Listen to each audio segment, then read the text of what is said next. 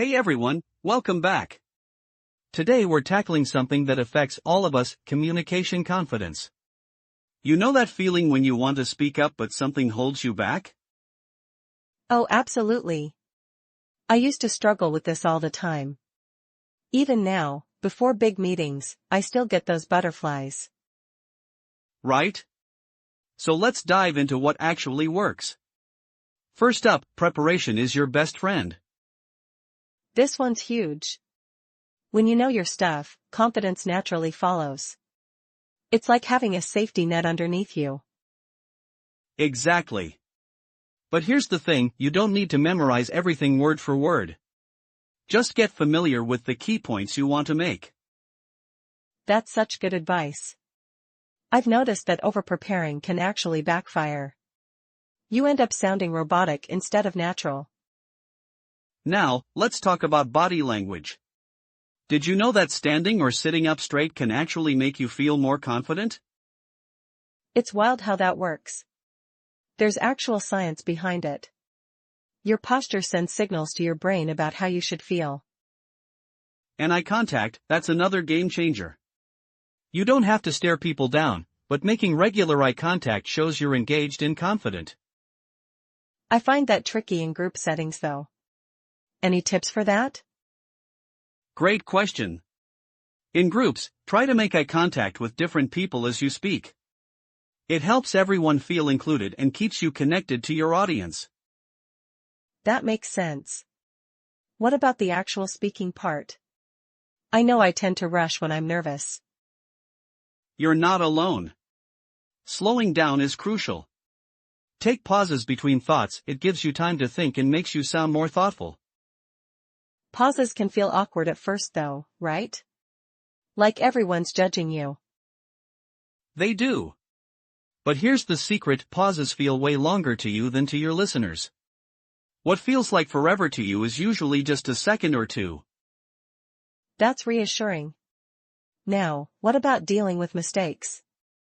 I always panic when I mess up a word or lose my train of thought. Here's the thing, everyone makes mistakes. The confident move is to acknowledge it briefly and move on. Don't dwell on it or over-apologize. So just say something like, let me rephrase that, and keep going? Exactly. Your audience will barely notice. They're usually more focused on your message than your delivery. Let's talk about practice. How important is it to rehearse conversations or presentations? Super important, but practice smart.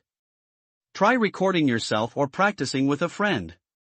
You'll catch habits you didn't even know you had. I've done that before and wow, it's eye-opening. You notice all those ums and likes you throw in. Right? And here's a mindset shift that really helps, focus on your message, not yourself. When you're genuinely trying to help or inform others, confidence comes more naturally. That's brilliant. It takes the pressure off trying to be perfect and puts it on being useful instead. Exactly.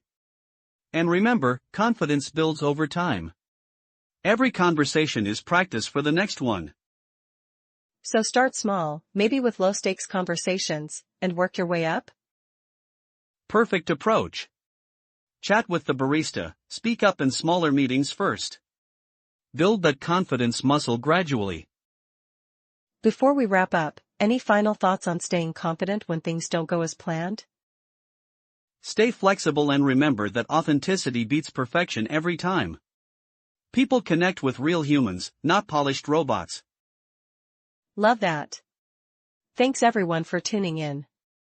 Now go out there and speak up with confidence. Tackle.